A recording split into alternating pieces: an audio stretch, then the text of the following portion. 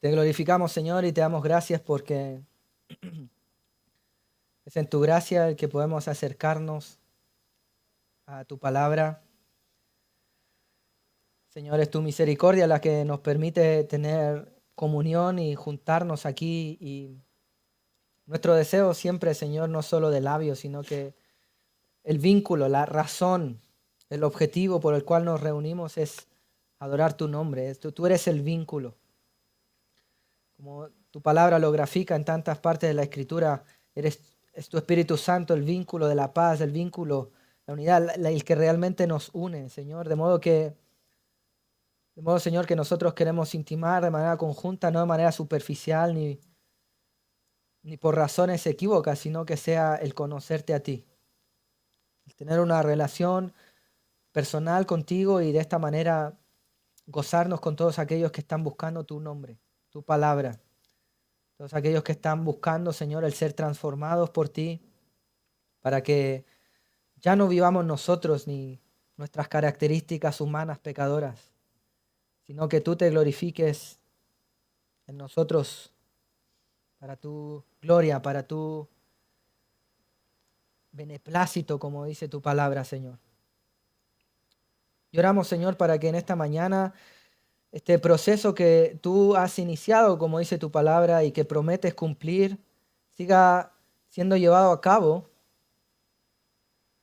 por medio de el renovar nuestra mente y el modificar nuestro entendimiento conforme a tu palabra, a tu mente, conforme a tus preceptos, conforme a lo que tú dices.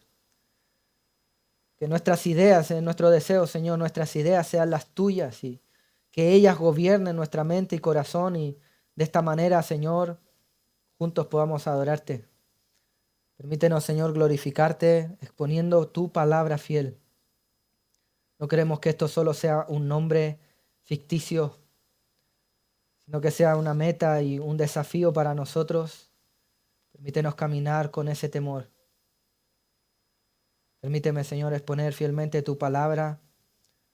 Úsame aún a pesar de mi debilidad y pecado. Señor, y que mis hermanos también puedan adorarte recibiéndola, atesorándola, abrazándola. Permítenos hacer esto como lo que es un momento solemne de escucharte. Señor, tú vas a hablar. Cuando tú hablas, nuestro silencio queremos que sea no solo de labios, sino en nuestro corazón, estar abierto a atesorarlo y abrazarlo. Te necesitamos, Señor. Glorifícate de esta manera y permítenos crecer en ti mediante el método que tú nos has dejado. Te glorificamos y oramos en Cristo Jesús. Amén. Permítame conectar todo lo que hemos dejado pausado hace 2 semanas y estuvimos aún viendo objetivos como la misión. Nuestro hermano Ever estuvo compartiendo también métodos espirituales que son parte de todo lo que un cristiano ha de considerar cuando por la gracia del Señor hemos sido salvos, ¿verdad? Y esto que hemos hablado, tanto la disciplina espiritual, puntualmente lo que hablamos del ayuno, y también la propagación del evangelio, las misiones, el evangelismo, que son lo que estuvimos viendo semanas anteriores, son ejercicios propios y naturales de los cristianos. Y queremos establecerlo porque parece obvio, pero nada y no tiene ningún sentido, ni no podemos pedirle a un no cristiano que ayune. Eso va a ser sin fruto alguno, ni que evangelice si no tiene nada que entregar. Y es por eso que debemos ponerlo otra vez en el marco. Y permítame usar este dicho, y es que no podemos pedirle peras al olmo o al manzano, o ese dicho popular, ¿verdad? Hace semanas atrás estuve usando el dicho popular de no todo lo que brilla es oro, no todo lo que es aparente realmente es, y también no podemos pedirle algunos frutos o resultados a gente o a algo que tiene otro tipo de ADN. Y esto es siempre algo que debemos considerar, porque si no, realmente lo que vamos a estar escudriñando en la palabra van a ser una serie de legalismos, imposiciones o cosas que son aparentes, son huecas, son vacías. Sin embargo, han de ser el fruto espiritual de los cristianos. Han de ser el fruto espiritual de los cristianos. El buscar al Señor, el disciplinarnos para la piedad y también la evangelización.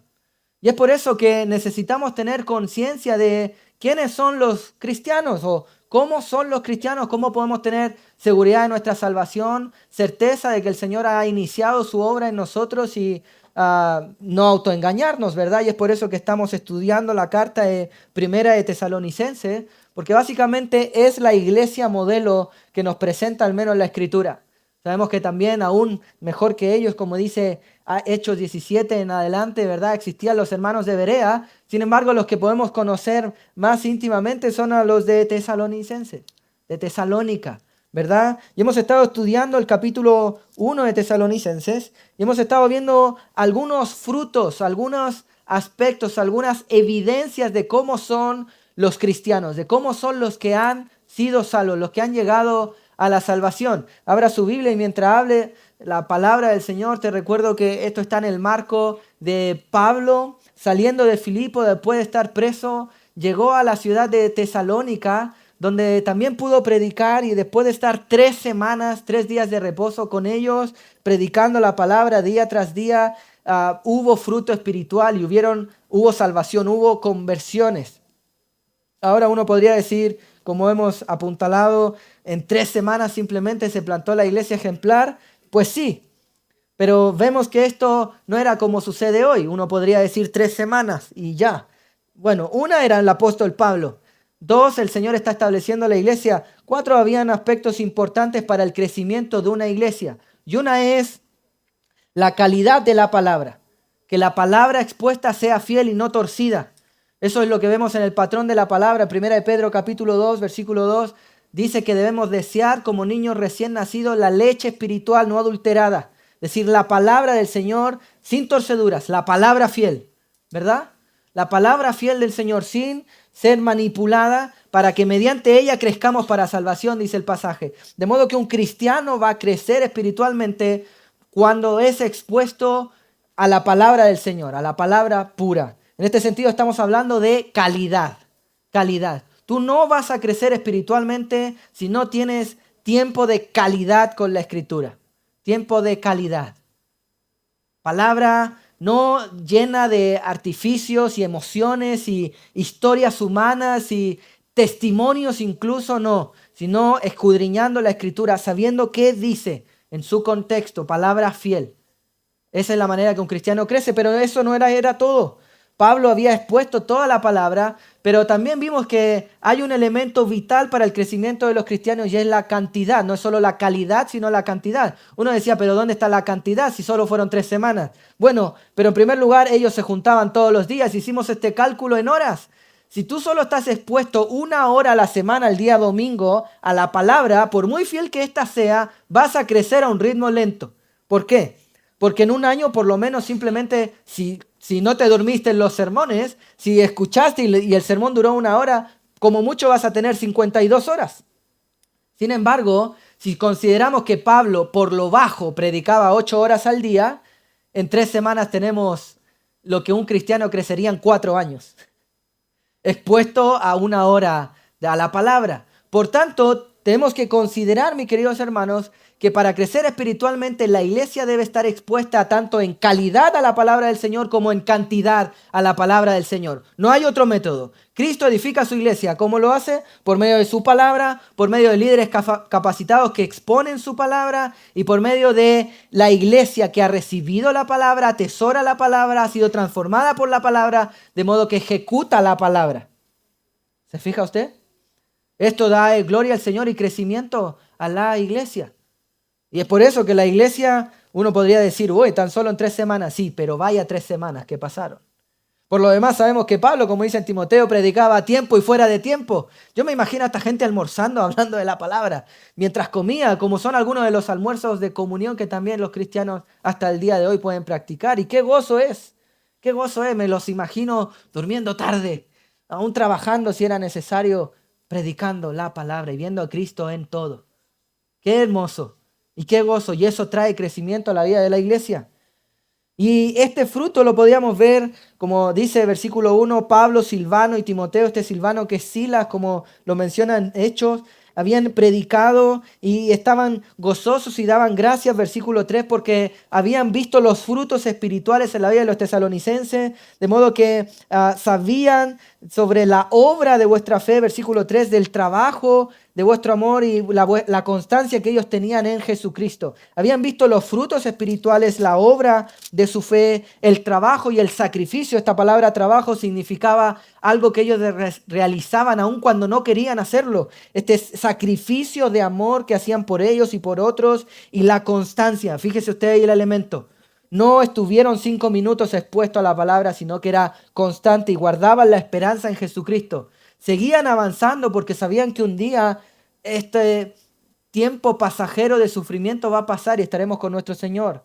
Esa es la esperanza de la que hablan y es un elemento importante a lo largo de toda la carta de Tesalonicense. Lo veremos porque aún esta esperanza tiene implicaciones escatológicas. ¿Qué quiere decir esto? Implicaciones en lo que va por venir. ¿Cuándo viene el Señor? ¿Cuándo es el rapto? ¿Cuándo estemos en cuerpos glorificados? Y es parte de lo que tendremos que afrontar al estudiar esta carta. Usted puede, sin ir más lejos, se nos acerca al versículo 10 y va a volver a hablar de esta esperanza en Jesucristo. ¿Se fija usted?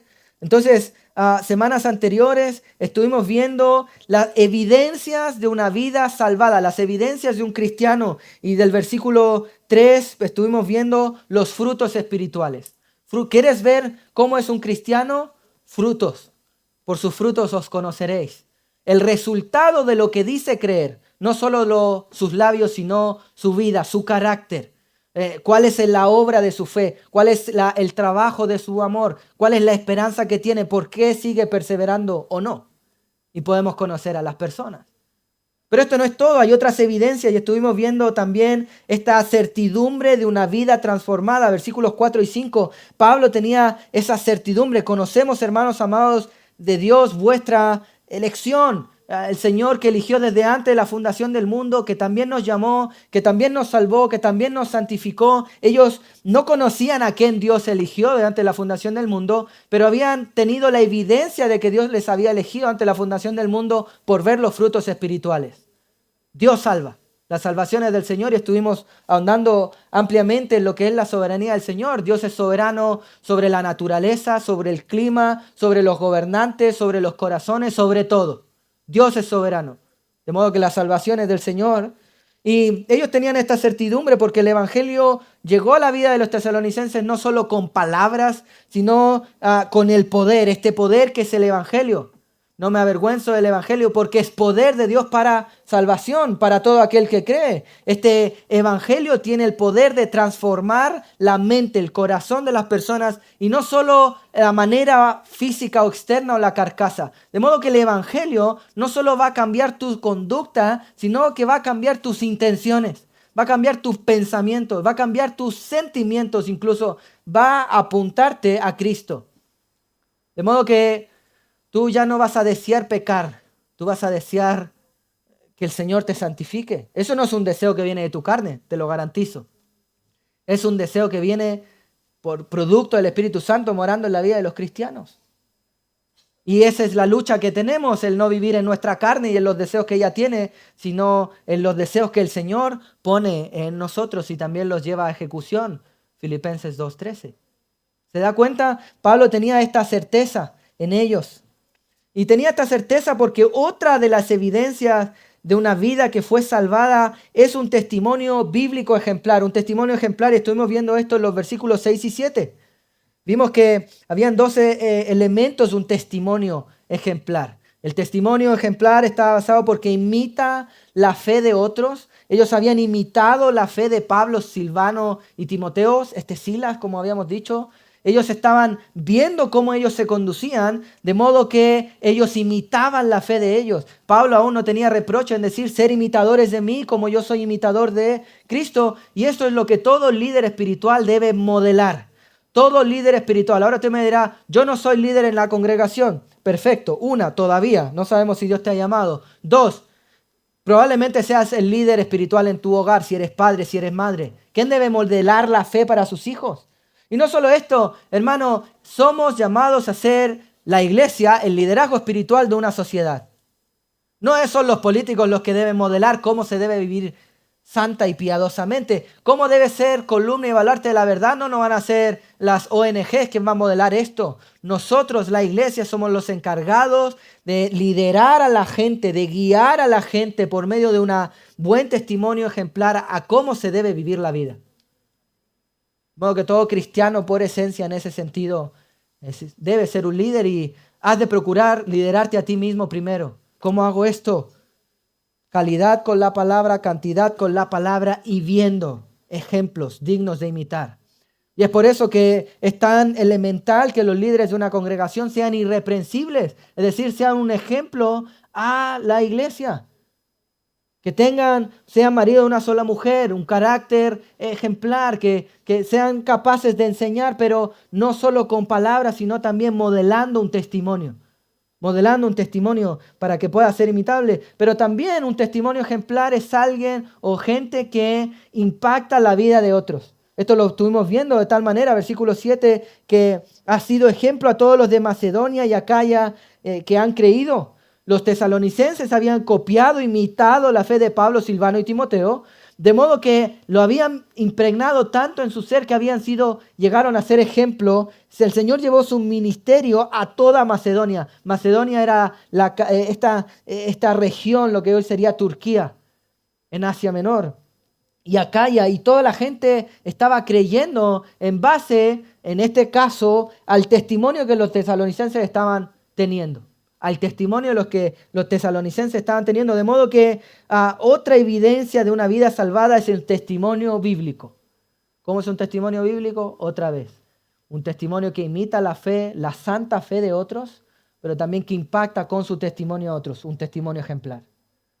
¿Se fija usted, mi querido hermanos? Ahora, habiendo dicho lo dicho, permítame leer versículos 8 y 9, que será el centro de nuestra predicación el día de hoy. Vamos a leer, del versículo 8 al 10, aunque nos centraremos en el versículos 8 y 9. Dice, porque partiendo de vosotros ha sido divulgada la palabra del Señor, no solo en Macedonia y Acaya, sino que también en todo lugar vuestra fe en Dios se ha extendido, de modo que nosotros no tenemos necesidad de hablar nada, porque ellos mismos cuentan de nosotros la manera que nos recibisteis y cómo os convertisteis de los ídolos a Dios para servir al Dios vivo y verdadero y esperar de los cielos a su Hijo, al cual resucitó de los muertos, a Jesús, a quien nos libra de la ira venidera. En esta mañana queremos queremos seguir el hilo conductor, no está disasociado a otra evidencia de salvación, otra evidencia de una vida salvada. Como mencioné antes, no solo son los frutos espirituales, no es solo la certidumbre de una vida transformada por el Evangelio, no es solo el testimonio bíblico ejemplar, sino que también es, y en lo que nos centraremos el día de hoy, la testificación del Evangelio. Testificación del Evangelio. Ahora, ¿qué me refiero con testificar el Evangelio? Es proclamar, anunciar. En otras palabras, la predicación del Evangelio. La predicación del Evangelio. Alguien que ha sido verdaderamente salvo, alguien que realmente ha sido impactado por el Evangelio de Jesucristo, es que no puede callar. Va a querer testificar, va a querer hablar de lo que está llenando su corazón, va a querer predicar, en otras palabras, lo que ha transformado su vida. ¿Y qué ha transformado su vida? El poder del Evangelio. En otras palabras, va a querer predicar el Evangelio de Cristo Jesús. Esto es lo que nos muestra los versículos a continuación. Fijémonos, versículo 8. Porque partiendo de vosotros ha sido divulgada la palabra del Señor. Otra vez, Pablo, Silvano y Timoteo, después de arrancar de Filipos, haber estado preso y todo lo que sucedió, cómo se plantó la iglesia en Filipo, llegaron a Tesalónica, se metieron a la sinagoga, estuvieron 3 semanas, día tras noche, predicando el Evangelio. El Señor hizo una obra de salvación en la vida de los tesalonicenses, quienes recibieron la palabra, dieron frutos espirituales, ¿cierto? Tenían certidumbre del poder de que les había transformado, cambiaron su actitud, de modo que vinieron a ser un ejemplo de testimonio, no solo en Tesalónica, sino que en toda Macedonia y Acaya. Pero no solo esto, sino que otra evidencia de salvación que podemos ver en la vida de los tesalonicenses es que estaban predicando el Evangelio. Estaban predicando el Evangelio. Ahora fijémonos, porque partiendo de vosotros ha sido divulgada la palabra del Señor.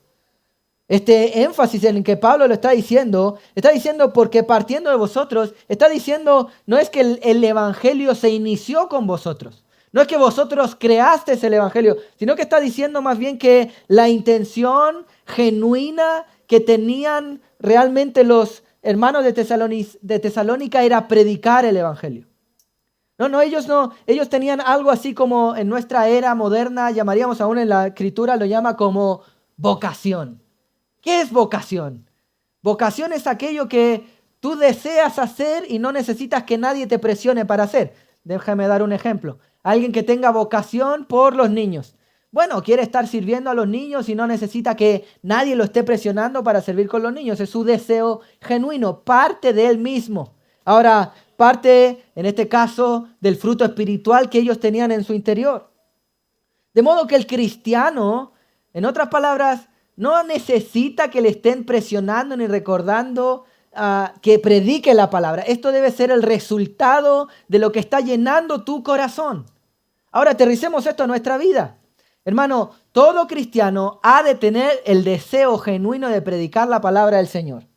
Ahora, tú me dirás, pero bueno, pastor, no todos somos llamados a predicar en el púlpito. No, absolutamente. Eso es verdad. No, esto es un llamado especial aún hacerlo delante de la congregación. Sin embargo, tú no necesitas un llamado especial para predicar con todo lo que eres, con tus labios, la palabra del Señor en todo tu entorno. No, hay preguntas que no necesitamos hacerle al Señor. Predicar la palabra del Señor, si bien es cierto, en ciertos contextos es un llamado especial, como por ejemplo el llamado al pastorado, el llamado a las misiones, estamos de acuerdo. Sin embargo, la evangelización no es un llamado para algunos pocos, no es un departamento para la iglesia, es un llamado para todo cristiano genuino. Todos nosotros hemos de desear predicar la palabra del Señor. Hermano, tú no necesitas preguntarle al Señor esto. Señor, ¿será que tú quieres que yo predique la palabra, Señor? No es necesario. Esto es como preguntarle, Señor, ¿será que tú quieres que yo me santifique? Pregunta que no vea ni al caso. Es obvio. Eso está intrínseco. Bueno, el predicar la palabra del Señor también. No necesitas preguntarle al Señor, ¿será que tú quieres que yo divulgue la fe? No, eso es algo genuino que el Señor produce en nosotros con la llegada del Espíritu Santo, porque lo que hemos visto, lo que hemos oído, lo que hemos palpado, como diría el querido apóstol Juan, eso os anunciamos, y de modo que si eso está en tu corazón, no vas a poder contener tus labios. Esto debiera ser lo que realmente sucede en nosotros, ¿verdad? Ahora, seamos honestos, no siempre esto sucede. Entonces hemos de atacar un problema. Si esto no sucede en tu vida, hay algún problema. Y probablemente es que o te estás acercando al Evangelio de manera equivocada, pensando que es solo para ti, o no estás entendiendo el Evangelio. Y es que hemos de reconocer, queridos hermanos, que en esta sociedad individual, egoísta, normalmente tenemos la tendencia a pensar que el Evangelio es solo para nosotros. De hecho, esta frase de la salvación es personal nos gusta tanto y nos acomoda tanto, como que si yo solo debiera velar por mí mismo. Hermano, en efecto la salvación es personal, pero Dios no solo vino a salvarte a ti, Él vino a redimir un pueblo, una nación, la iglesia, y eso siempre es plural y es comunitario. Dios no vino solo a salvarte a ti en este pueblo, Dios quiere salvar a más gente en este pueblo, y en los de al lado, por supuesto, también. De modo que no hemos solo de pensar y no voy solo a la iglesia que me satisfaga a mí, sino ¿para qué vienes? Escúchanos por YouTube. Pero ya te garantizo, nadie puede ser pastoreado por YouTube. ¿Te das cuenta tú? Que siempre hemos de tener una conciencia y no solo por los de dentro de la iglesia, sino por los de fuera. Un cristiano que está siendo alimentado salublemente por la palabra del Señor, está acercándose al Evangelio entendiendo esto, va a querer compartir. Hermano, si tú no compartes el Evangelio, ¿de qué clase de amor de Evangelio me hablas? ¿O de qué clase de amor hablamos? Si este es el evangelio que tiene el poder de Dios para salvar a todo aquel que cree, primeramente al judío y después a todos nosotros, ¿verdad? Y no lo queremos compartir, ¿de qué clase de amor podemos hablar con nuestros seres queridos a los cuales no han sido salvos? Hemos de predicar. Ha de ser un deseo genuino en nuestro corazón, una vocación, algo que deseamos genuinamente sin que nadie nos esté presionando para hacerlo. De modo que, por ejemplo, cuando escuchamos desde el púlpito mensajes misioneros, ha de ser algo que nos estimule o nos incomode a predicar más y más la palabra del Señor. Esto es lo que sucedió con los hermanos que habían sido salvos en Tesalónica. Fijémonos, porque partiendo de vosotros fue un deseo genuino que el Señor puso en sus corazones y que Pablo y que Silvano y Timoteo no tuvieron que estar corrigiendo esta actitud de ellos, sino que esto ya sucedió aún probablemente sin Pablo haberlo enseñado, porque partió de lo que el Señor había hecho en el propio corazón de los de Tesalónica. Ellos habían predicado, habían divulgado la palabra del Señor. Ahora, esta palabra divulgar, bueno, la entendemos divulgar, esta palabra se entiende, algo que se esparce, ¿verdad? Ahora, permítame simplemente hacer un énfasis, porque aún en la escritura lo tiene, es la palabra única, solo se usa aquí, y esta palabra tiene la traducción, o podríamos traducirla también al español como la palabra retumbar, algo que retumba, algo que retumba. Y simplemente a modo de ilustración, permítame, se me venía algo a la mente cuando estudiaba esta palabra retumbar. Algunos que me conocéis sabéis que tengo un hobby o algo así, algo que me gusta de manera personal, y es el sonido, el audio y las ondas, las frecuencias. Y aún antes de ser cristiano trabajaba con cosas de audio. Y hay algo en el audio que son los altavoces, por no ser técnico, y hay otra cosa que se llaman los subbajos o los subgraves o los baffles, como mucha gente le conoce, que son estos altavoces que no suenan, pero que cuando uno va a un concierto lo siente en el pecho. Pum, pum, pum. Y lo único que hace ese altavoz es retumbar. Retumbar.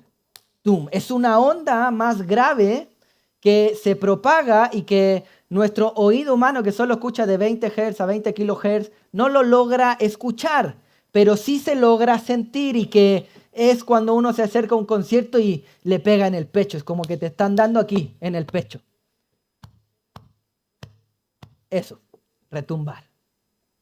Ahora, ellos, lo que están haciendo los cristianos en Tesalónica era que su predicación era algo que retumbaba en el corazón de la gente que lo estaba escuchando.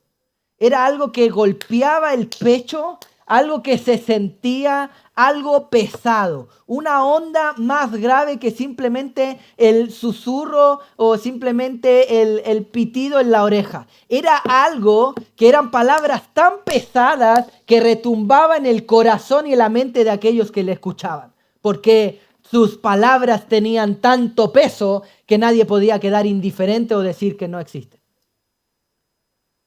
¿Está conectando la ilustración?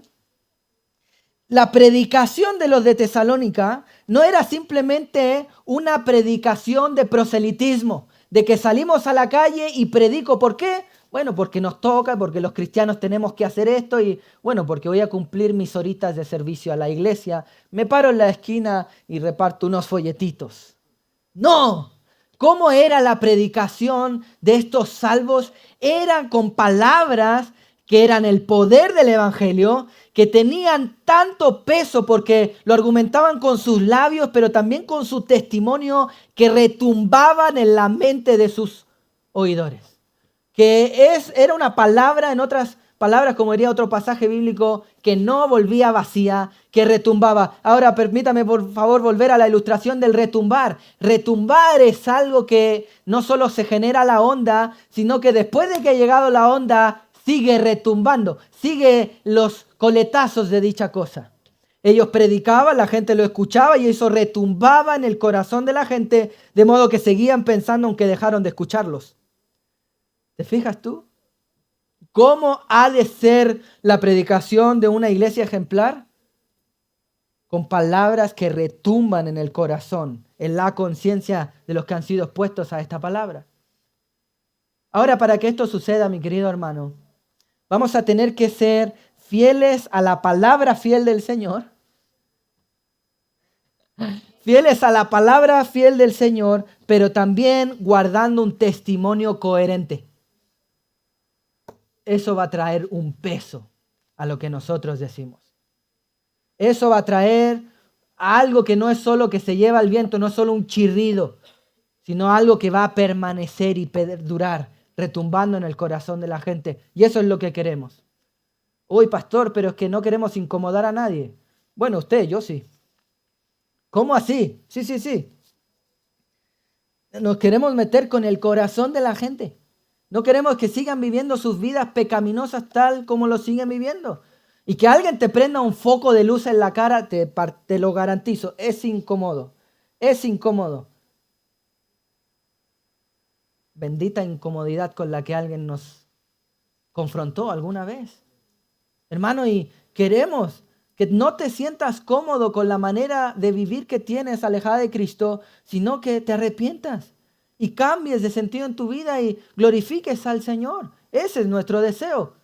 Y para eso queremos hacer retumbar el Evangelio en tus oídos. A tiempo y fuera de tiempo. Queremos no, es que me aburre. Bueno, ese es tu problema. A nosotros nos encanta. Vamos a seguir haciéndolo de modo que retumbe en tu corazón. Entendedme, no queremos ser inoportunos ni desubicados, ¿no? Pero es que esa es nuestra manera de vivir. Eso es lo que está en el corazón de los salvos. Eso es lo que debiera estar en el corazón de una iglesia que se llame Palabra Fiel.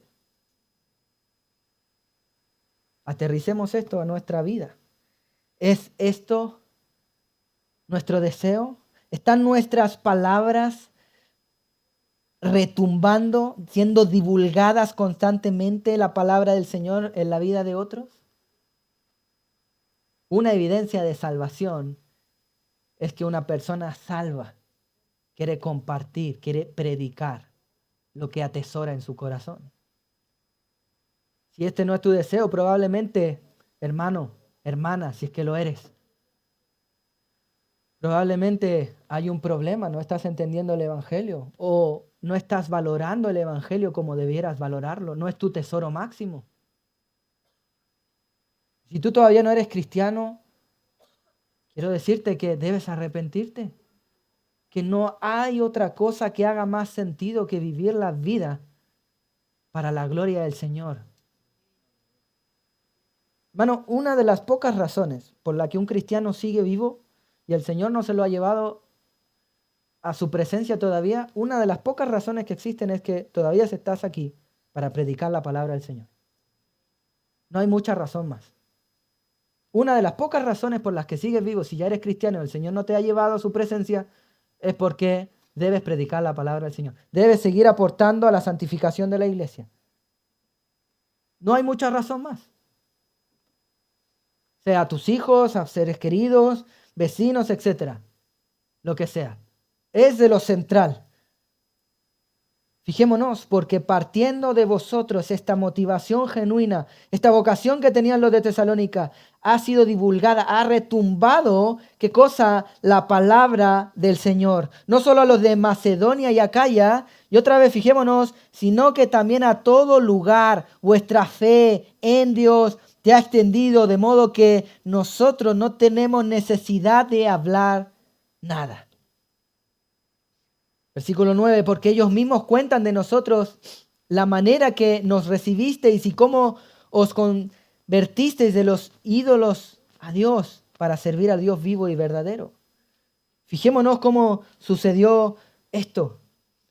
Los de Tesalónica habían recibido solícitamente la palabra que Pablo, Silvano y Timoteo habían predicado, pero que también habían modelado con un ejemplo, de modo que ellos recibieron la palabra, imitaron el ejemplo y imitando ese mismo ejemplo divulgaron, retumbaron, predicaron la palabra a otros. De modo que facilitaron el trabajo y la evangelización que el Señor había encomendado a Pablo y compañía. Fijémonos, ellos habían sido tan ejemplares, tan solícitos en recibir la palabra imitaron la conducta, versículos anteriores, ¿verdad? Y comenzaron a divulgar, a predicar dicha palabra, de modo que Pablo llegó a ciertos sitios y decía, tengo menos trabajo, gloria al Señor, en algún sentido, porque los hermanos están buscando divulgar la palabra, y ese ha de ser este sentido. Este ha de ser nuestro cometido, nuestra funcionalidad, aún dentro de la iglesia. ¿Quieres ser un maestro bíblico? Gloria al Señor. Qué bueno. ¿Cuál es la finalidad? No solo que la gente admire cómo enseña, sino que el Señor, por medio de la predicación, pueda levantar a otros hombres ejemplares también, de modo que podamos abarcar más en la misión del Señor. Porque te digo algo, hay más mies que obreros. Necesitamos más obreros.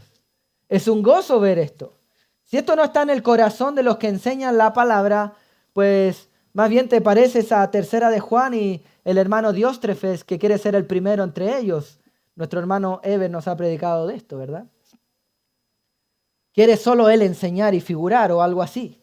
No, este no es el corazón, no es la motivación, no ha de ser nuestro sentido. Queremos predicar para que otros reciban la palabra, haciendo ejemplos, puedan predicar también a otros, ¿verdad?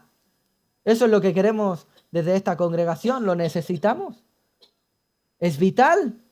Hermano, es vital que se levanten otros miembros desde dentro de la congregación, hombres y mujeres, para que cada uno en su posición pueda divulgar la palabra del Señor.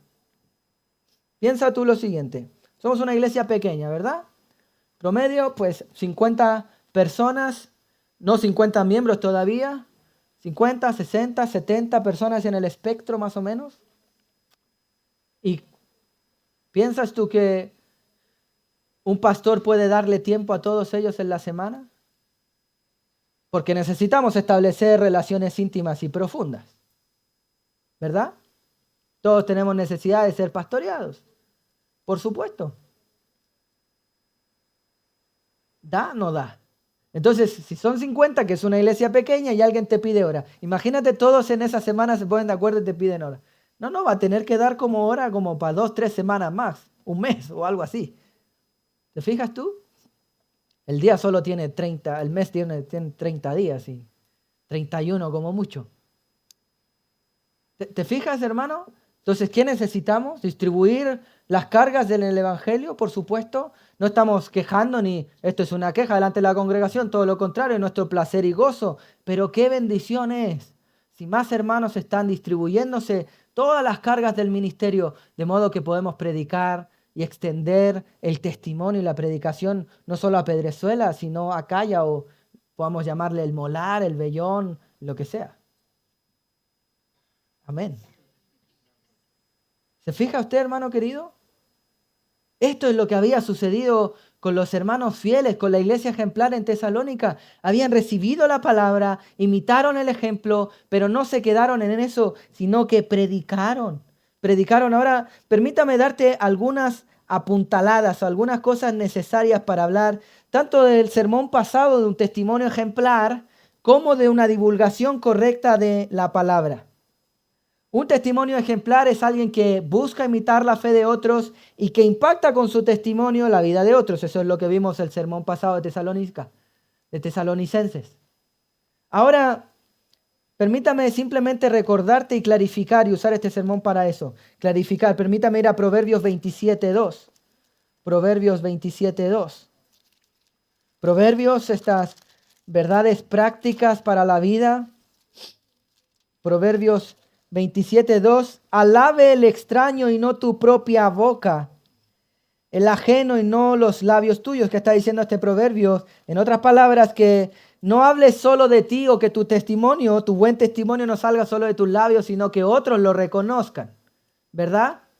De modo que no andamos predicando nuestro testimonio, sino que otros hablan de nosotros. Este es el modelo de lo que también estamos viendo en Tesalónica. Pablo está diciendo, no tenemos necesidad de hablar de nosotros porque otros cuentan de nosotros a causa de lo que ustedes les hablaron de nosotros. ¿Se fijas tú?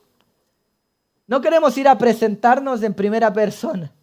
Queremos que otros hablen, ¿cierto?, del fruto de nuestra fe, no nuestros propios labios, sino viene muy de cerca la observación. ¿Se fija usted? Primero, apuntalazo ahí para medir esto. Hermanos, queremos tener un testimonio bíblico y ejemplar, pero queremos que sea el resultado de lo que otros hablan de nosotros y no de lo que la iglesia misma habla de nosotros mismos. En otras palabras, no solo queremos autodenominarnos palabra fiel o algo así, sino que queremos serlo porque otros pueden y logran reconocerlo. No torcemos las escrituras. ¿Se fija usted? Ahora, permítame apuntalar otra cosa entre el testimonio y la predicación de la palabra, porque ambas son necesarias. No se pueden divorciar. Debemos predicar la palabra siendo ejemplo. Esto es lo que vimos en Tito, estuvimos estudiando anteriormente, que el varón de Dios, Tito capítulo 1, versículo 9, sea retenedor de la palabra fiel, tal como ha sido enseñada, para que también pueda enseñar a otros. Es decir, que este varón que el Señor ha levantado retenga, viva manera constante la palabra fiel, otra vez no torcida, para que también pueda exhortar, pueda enseñar a otros con sana enseñanza. Con sana enseñanza. ¿Se fija usted? Tiene que haber una coherencia, van caminando de la mano tanto el testimonio como la predicación. Ahora, mucha gente cita y algunos se atreven a decirlo como pasaje bíblico, ve y predica. Y si es necesario, abre la boca. No, qué falso. No sé dónde está citado eso en la Escritura. Por supuesto que nuestro testimonio ha de graficar y ejemplificar la palabra fiel. Sin embargo, no exime nuestro testimonio de predicar la palabra fiel. Fijémonos, el testimonio de la iglesia de Tesalónica no los eximió de divulgar, de hacer retumbar, ¿qué cosa? La palabra. Fijémonos, versículo 8, la palabra del Señor. ¿Qué fue lo que hicieron retumbar? El testimonio de ellos. No, ¿qué retumbaron? ¿Qué hicieron? ¿Qué divulgaron? La palabra. ¿Cuál palabra? La de ellos. ¿Su propio testimonio? No, ¿la palabra quién? Del Señor. ¿Dónde está la palabra del Señor? Esto, otra vez, mi querido hermano, no vamos a evangelizar a nadie si no abrimos la boca y predicamos. Tu testimonio es muy bonito, da peso y hace retumbar en algún sentido, o no. Pero ¿qué es lo que transforma los corazones? La palabra del Señor. Y esto hemos de tenerlo claro. Mis queridos hermanos, esto es la manera en que al Señor le ha placido que esto suceda. Hermanos, Pablo está diciendo, Hechos 20:27, no he rehuido, no he arrancado de anunciaros todo el consejo de Dios. Tito 2:1, este pasaje que conocemos bien porque lo estuvimos estudiando, pero tú habla lo que está de acuerdo con la sana doctrina. Fijémonos, tú habla. No solo grafiques, no hagas mímica simplemente con tu testimonio. No, tú habla, predica, abre tu boca. No se puede hablar sin abrir la boca por lo demás, ¿verdad? Tú habla. ¿Qué cosa habla de tu testimonio? No, de acuerdo a lo que está la sana doctrina, sana higienao, doctrina, conjunto de enseñanzas. Tú habla lo que está limpiamente explicado en el conjunto de enseñanzas bíblicas. Tú habla la palabra fiel, punto. Así se evangeliza. Hermano, 1 Corintios 1:21. Pues ya que en la sabiduría de Dios el mundo no conoció a Dios mediante la sabiduría, agradó a Dios salvar, otra vez trae salvación a los creyentes por la locura de la predicación. La predicación es el método por excelencia por el cual Dios trae salvación. De modo que la iglesia debe divulgar hablando, divulgar predicando la palabra del Señor. ¿Quieres que tu familia se llegue a la salvación? Qué buen deseo. Buen deseo tenéis. Ahora, para eso tienes que modelar lo que vas a hablar. Tienes que predicar y modelar con tu testimonio. Esa es la manera en que la iglesia de Tesalónica llevó el testimonio a Macedonia y a Acaya, sino que también a todo lugar la fe de ellos, la palabra, lo que ellos creían se había extendido, de modo que Pablo ni siquiera tenía que ir a predicar a ciertos sitios. ¿Se fija usted, hermano? Este testimonio no solo se quedó en Macedonia y Acaya, sino que en todo lugar, probablemente porque Tesalónica, ciudad portuaria, salían muchos barcos a otros sitios y en algún que otro barco debe haber zarpado algún cristiano que llegó a otro sitio. ¿Y qué pasó? divulgó, predicó con testimonio y palabra, verbalmente, la palabra del Señor. ¿Y qué pasó? La gente comenzó a conocer el cristianismo. Este cristianismo que fue predicado de manera excepcional por el ministerio de los apóstoles, ¿verdad? Por medio de Pablo. De modo que Pablo se encontró con la sorpresa de que llegaba a alguna ciudad y quería predicar el evangelio. Y algunos decían, no, ya sabemos de vosotros. ¿Por qué? Porque los de Tesalónica nos contaron y nos predicaron lo que vosotros predicáis. Así que Pablo, todo tu discurso, pues ya lo conocemos. ¡Qué bendición! Gloria al Señor. Esto es necesario y vital para la obra del Señor. Es necesario, es elemental para que la obra del Señor siga avanzando. Este fue el resultado. Fijémonos, versículo 9. Ellos mismos, la sociedad alrededor, cuentan de nosotros. Está hablando de Pablo, Silvano y Timoteo, de manera que nos recibiste. Fijémonos esto que está pasando. Pablo llega a un sitio y ellos cuentan cómo hablan de Pablo, de Silvano y Timoteo, cómo los de Tesalónica les habían recibido. ¡Qué locura! Nadie está hablando de sí mismo ni de su propio testimonio. ¿Se fija usted? Todo el resto está hablando de las evidencias de la salvación y la obra del Señor está haciendo en el corazón de otros. Gloria al Señor por esto. Esa es la situación. Ellos mismos cuentan de nosotros de manera que nos recibisteis. Ellos están diciendo de nosotros cómo ustedes nos recibieron a nosotros. ¿Cómo habían recibido los de Tesalónica a Pablo, Silvano y Timoteo? Con un corazón enseñable. Con un corazón que estaba dispuesto a recibir la palabra del Señor, a imitar la fe de los que estaban enseñando la palabra del Señor y a divulgar la palabra del Señor. ¡Qué evidencia de salvación! ¿Cómo podemos saber y tener otra evidencia de una iglesia ejemplar? Es que está divulgando la palabra fiel, con testimonio y predicación.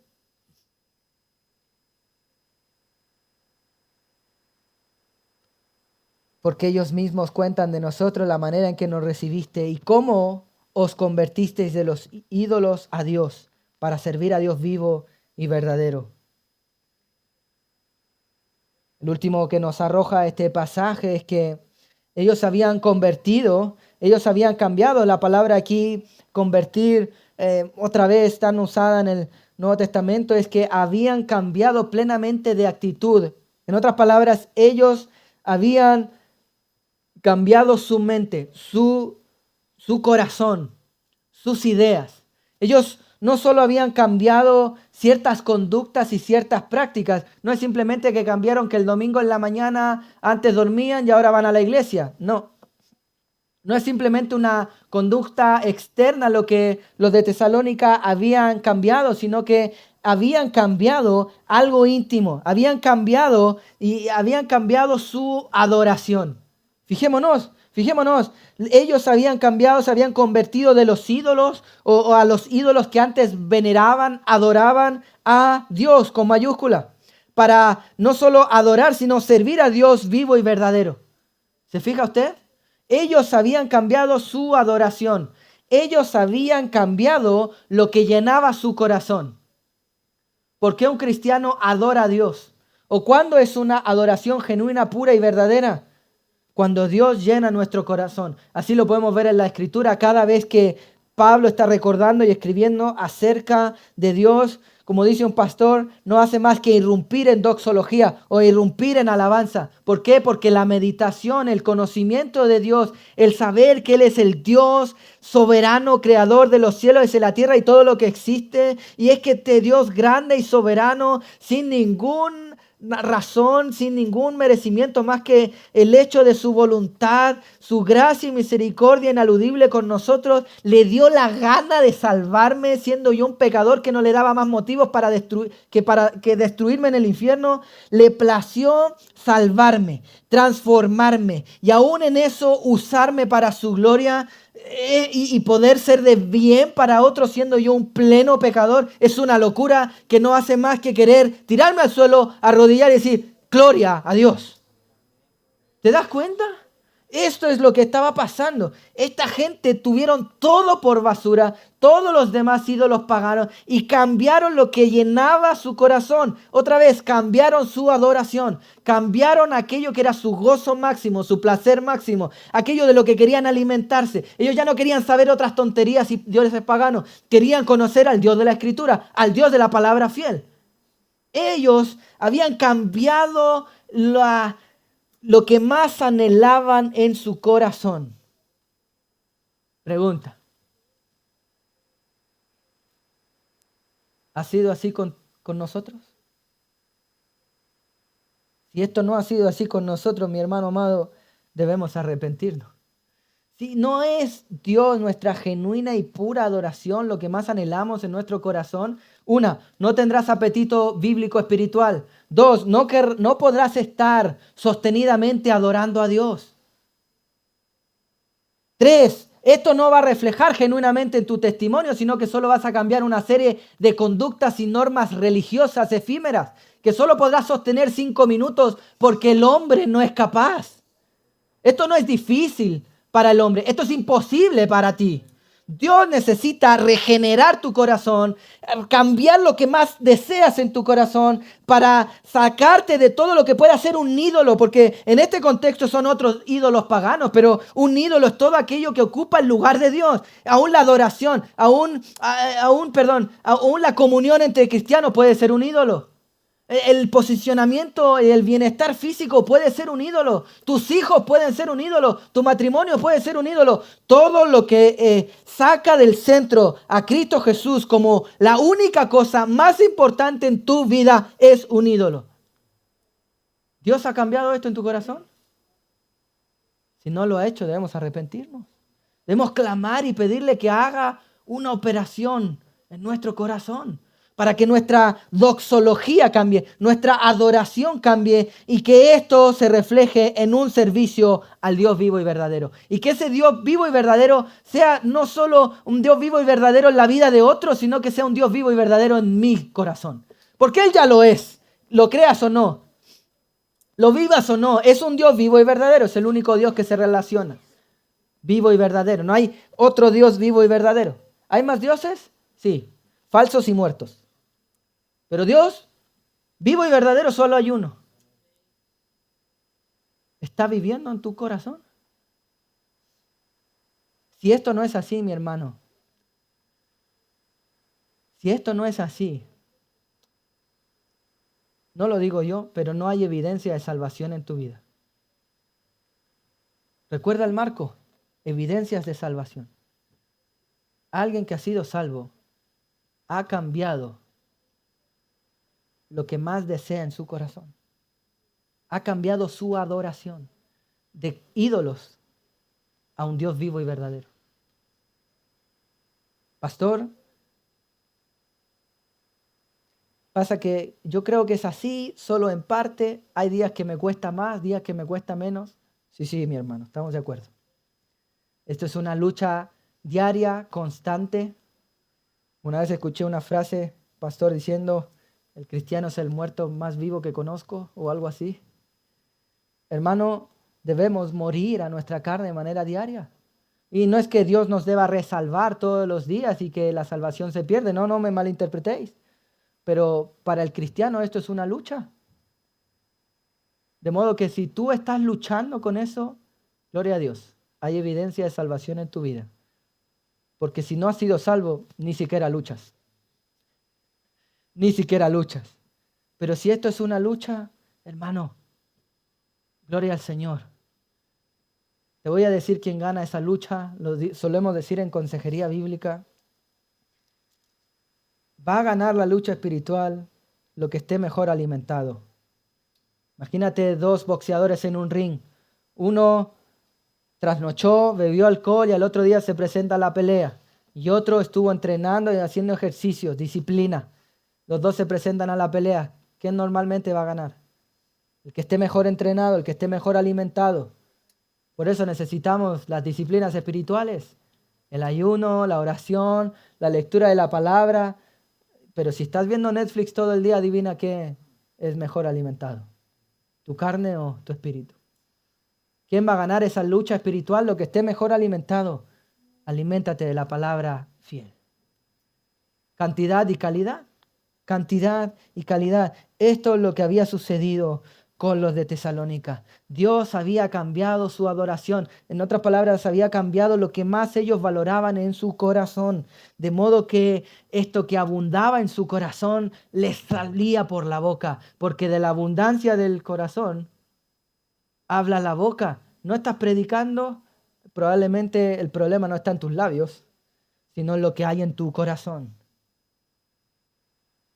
Queremos que nuestra predicación retumbe. Prediquemos con poder la palabra fiel y sostengámoslo con un testimonio bíblico ejemplar. Evidencias de salvación. Frutos espirituales. Evidencias de salvación. Certidumbre de una vida transformada por el poder del Evangelio. Evidencias de salvación, un testimonio bíblico ejemplar. Evidencias de salvación, la predicación genuina, la vocación genuina de predicar a Cristo Jesús a donde quiera que Él nos lleve. A donde quiera que Él nos lleve. Esto sucedió con los de Tesalónica, que fue más allá de Macedonia y Acaya, sino que en todo lugar. ¿Qué debemos hacer nosotros como iglesia? Predicar a Cristo donde quiera que Él nos lleve. Eso es lo que necesitamos, mis queridos hermanos. A raíz del viaje que tuve la semana anterior, tuve la posibilidad de compartir, bueno, no de manera individual, lógicamente, con aproximadamente, habían 5.000 o 6.000 pastores de todo el mundo.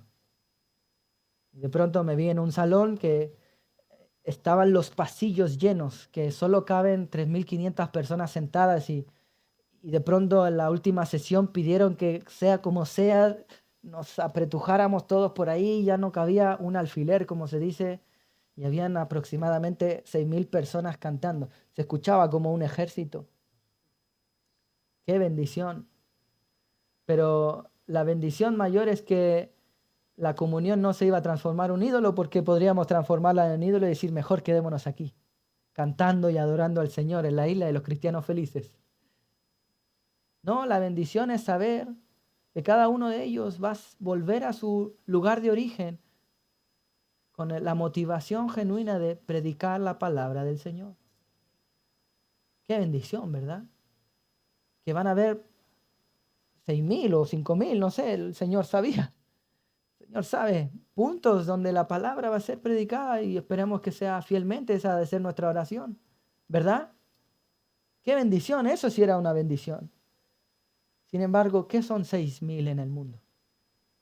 No estoy diciendo que ellos son los únicos, todo lo contrario. Pero sí estoy diciendo que siguen siendo pocos. Porque siempre han habido más trabajo que obreros. Necesitamos que de la iglesia evangélica, palabra fiel, el Señor transforme los corazones y la doxología, la adoración, de modo que sea patente, que cada miembro quiera predicar y divulgar y hacer retumbar la palabra del Señor en donde quiera que los miembros de la iglesia vayan. Que haya evidencia genuina de una salvación. Y de esta manera el Señor traiga más salvación en un mundo necesitado, en una España necesitada. Que este sea nuestra vocación y fruto de una genuina salvación, la predicación del Evangelio. Vamos a orar. Te glorificamos, Señor. Oh, Señor, y vamos delante de ti pidiendo, Señor, y arrepintiéndonos, porque posiblemente muchos de nosotros, aún en nuestra boca, han estado más otras cosas, el fútbol, los hobbies y aún cosas que aparentemente no son ni siquiera pecado. Sin embargo, Señor,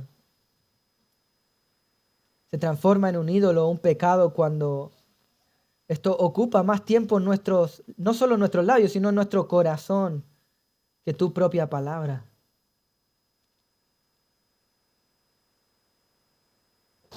Oh Señor, gracias por confrontarnos con el buen ejemplo de nuestros hermanos que vivieron en el pasado en la iglesia de Tesalónica.